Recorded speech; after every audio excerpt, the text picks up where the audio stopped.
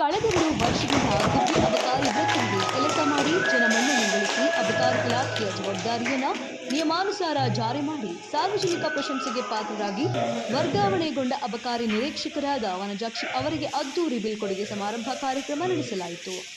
ಗುಬ್ಬಿ ಹೊರವಲಯದ green view restaurant ಸಭಾಂಗಣದಲ್ಲಿ ಆಯೋಜಿಸಿದ ಬೀಳ್ಕೊಡುಗೆ ಸಮಾರಂಭದಲ್ಲಿ ತಾಲೂಕಿನ ಎಲ್ಲಾ ಪರವಾನಗಿ ಮದ್ಯ ಮಾರಾಟಗಾರರು, ಇಲಾಖೆ ಸಿಬ್ಬಂದಿಗಳು ಹಾಗೂ ಸಾರ್ವಜನಿಕರು ವರ್ಗಾವಣೆಗೊಂಡ ವನಜಾಕ್ಷಿ ಅವರಿಗೆ ಅಭಿನಂದನಾರ್ಹ ಬೀಳ್ಕೊಡುಗೆ ನೀಡಿದರು. ವರ್ಗಾವಣೆಗೊಂಡ ಅಬಕಾರಿ ನಿರೀಕ್ಷಕರಾದ ವನಜಾಕ್ಷಿ ಮಾತನಾಡಿ, ತಾಲೂಕಿನಲ್ಲಿ 28 ಲೈಸೆನ್ಸ್ ಮದ್ಯದ ಅಂಗಡಿಗಳಿತ್ತು. ಈಗ 38 ಅಂಗಡಿಗಳಿವೆ.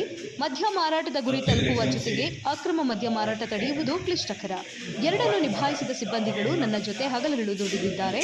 ಅವರಿಗೆ ನನ್ನ ನಮನಗಳು ಎಂದರು. ಇದೇ ಸಂದರ್ಭದಲ್ಲಿ ವರ್ಗಾವಣೆಗೊಂಡ ನಿರೀಕ್ಷಕರಾದ ವನಜಾಕ್ಷಿ ಅವರಿಗೆ ಸನ್ಮಾನಿಸಿ ಗೌರವಿಸಿ ಬೀಳ್ಕೊಡಲಾಯಿತು.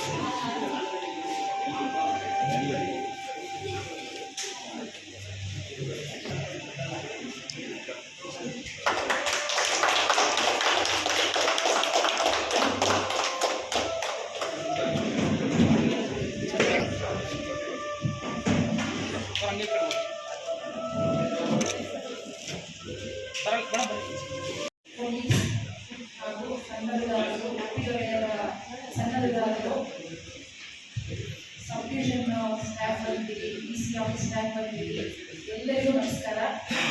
ಮೀಡಿಯಾದವರು ಬಂದಿದ್ದೀರಿ. ಮತ್ತು ಇವತ್ತು ಒಂದು ರೀತಿ ಸ್ವಲ್ಪ ಬೇಜಾರಿದೆ.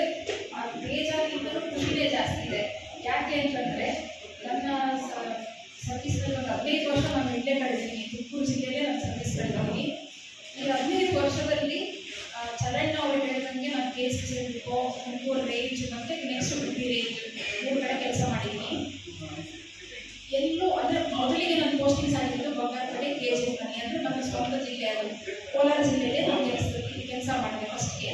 ನಂತರದಲ್ಲಿ ನಾನು ತುಮಕೂರು ಜಿಲ್ಲೆಗೆ ಬಂದೆ. ನನಗೆ ತುಮಕೂರು ಜಿಲ್ಲೆ ಹೆಂಗಾಗಬೇಕು ಅಂತ ಹೇಳಿದ್ರೆ ಒಂದು ನಮ್ಮ ತವರು ಮನೆ ಇದ್ದಂಗೆ ಆಯಿತು.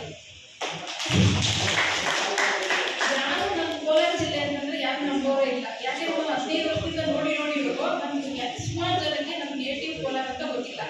ಯಾರು ಕೇಳಿದ್ರು ಮೇಡಮ್ ನಿಮ್ಗೆ ಇದೇ ಊರಲ್ವಾ ಅಂತ ಕೇಳ್ತಾರೆ. ಅದೊಂದು ರೀತಿ ಖುಷಿ ಅನಿಸುತ್ತೆ ನಮಗೆ. ಇಲ್ಲಿ ಕೆಲಸ ಮಾಡಿದ್ದು ಅನುಭವ ಏನು ಅಂತಂದರೆ ಒಂಥರ ನೆಮ್ಮದಿ ಜೀವನ. ತುಮಕೂರಿನಲ್ಲಿ ಕೋಲಾರ ಕಂಪೇರ್ ಮಾಡಿದ್ರೆ ಅದು ಲೈಸೆನ್ಸ್ಗಳು ಒಂದೇ ರೀತಿ ಇದ್ದಾರೆ.